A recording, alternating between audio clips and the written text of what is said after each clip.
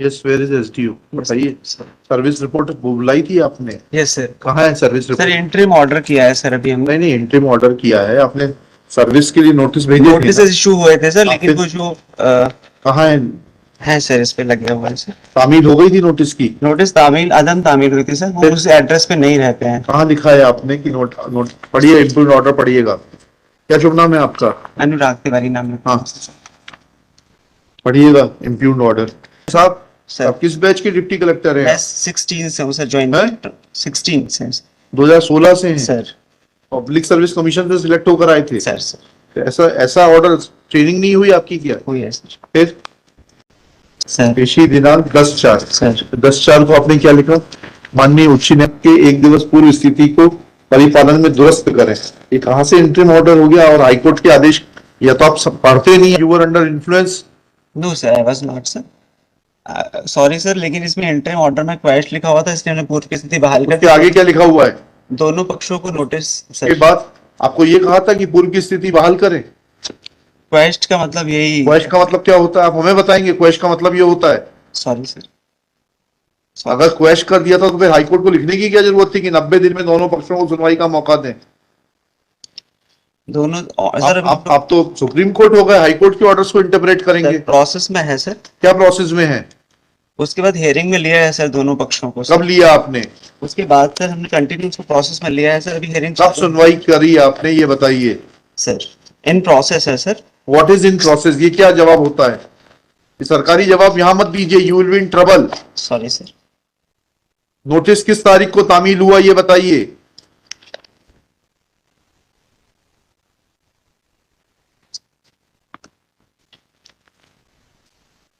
8/4/23 को सर। जी, 8/4/23 को सर। तामील हो गया इनके ऊपर? जी सर, ये है सर इसमें। तो इसमें आपने क्यों नहीं लिखा कि नोटिस तामीली के बाद कोई उपस्थित नहीं?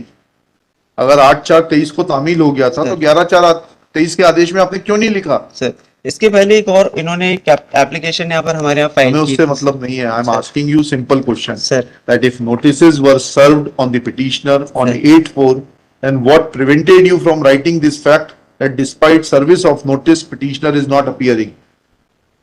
सर तो बाबू नहीं लिख सकता इतना तो? खुद देखते हैं सर। जी, ऑर्डर शीट बाबू लिखता है सर। ये बाबू ने लिखी है 11/4 की? आपने लिखा है कि बाबू ने लिखा है?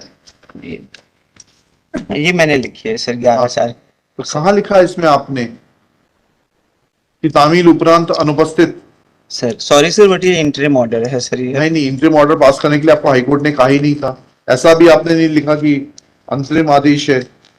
पेशी में लिया है सर, फिर आगे सर। फिर आपने लिखा है तदनुसार नावेदक को नोटिस जारी किया जाए, मूल प्रकरण आदेश दिनांक को संलग्न किया जाए। सर और इसके बाद रिकॉर्ड भी 11 तारीख के बाद जो है 5 दिन बाद जो है 17 तारीख को इन्हें रिकॉर्ड भी रेवेन्यू रिकॉर्ड में एंट्री भी कर दिया।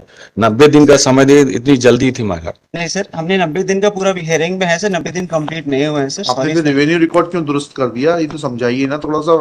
Sir, order quite sorry sir. Sir तो करेक्ट करिए। सर देखिएगा, Shri Satya Prakash Mishra, learned counsel for the petitioner.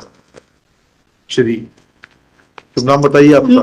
Tiwari, doctor Anurag Tiwari. Doctor Anurag Tiwari, किस चीज के डॉक्टर हैं आप? मैं पीएचडी हूँ सर। पीएचडी है? अच्छा। Doctor Anurag Tiwari, sub divisional officer, तहसील हुजूर, नहीं सॉरी, सब डिवीजन हुजूर, district Rewa, present in person along with, आपका शुभ नाम बोलिए। श्वेता यादव, गवर्नमेंट जी? Advocate. Shweta Yadav, government Ms. Advocate. Shweta Yadav, government advocate. It is submitted that order impugned is an interim order. However, this court is not satisfied that this order is interim in nature. SDO has clearly misunderstood the orders of the High Court dated 15/3/2023 passed in WP 11216 of 2022.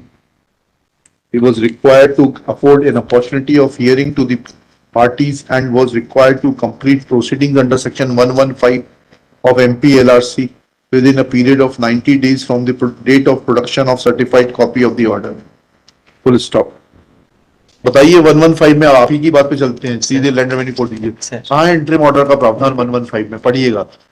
नहीं 115 में नहीं अरे है भाई 115 की proceeding करेंगे तो interim order कहाँ किस प्रावधान में कर देंगे आप? सर। एमपीएलआरसी के किस प्रावधान में किया आपने इंट्रीम ऑर्डर? हाई कोर्ट के ऑर्डर अरे भाई sir you are governed by MPLRC. Sir High Court did not ask you to pass any interim order. Sir आप जितना उलझना चाहते हैं उतना पर्याप्त उलझा दिया जाएगा। सॉरी सर सॉरी आप बताइए ना 115 में बताइए पढ़ के कहाँ है प्रावधान इंटरिम ऑर्डर का?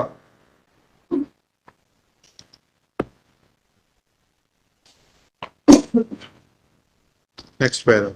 There is no provision under section 115 MPLRC to pass interim orders. SDO was deciding the case under section 115 MPLRC. Thus, contention of the subdivisional officer Dr. Tiwari, Anurag Tiwari, that he had passed interim order is devoid of merit. There is no provision under section 115 MPLRC to pass interim orders. Therefore,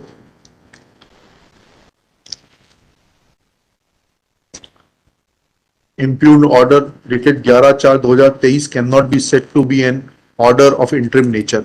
Same is hereby quashed. Since parties are already appearing before the subdivisional officer, next date क्या है? Sir 22/4 22/5 है sir 22 And next date fixed before the subdivisional officer is 22/5. He shall try to complete the proceedings as per the earlier directions of the High Court. WP number इतना है. Dated 15/3/2023 in WP 11216 of 22 and shall complete the proceedings before expiry of period of 90 days.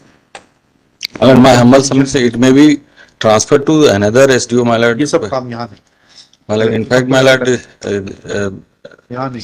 we can't say, my lord, that at this stage, my lord, but my lord, we are I under have threatened. no material to suspect his bona fides. Mistake की है, he है, उसमें लिख लीजिएगा, he admits that he has committed a mistake bona fide. चलिए, मेरे ख्याल से हाई कोर्ट आने के बाद इतनी गुस्ताखी नहीं करेंगे ये गलत आदेश पारित करें, जो भी लॉ के मुताबिक हो वो करिएगा. आई एम नॉट सेइंग इनके पक्ष में या उनके पक्ष में करिए. पास ऑर्डर्स अकॉर्डिंग टू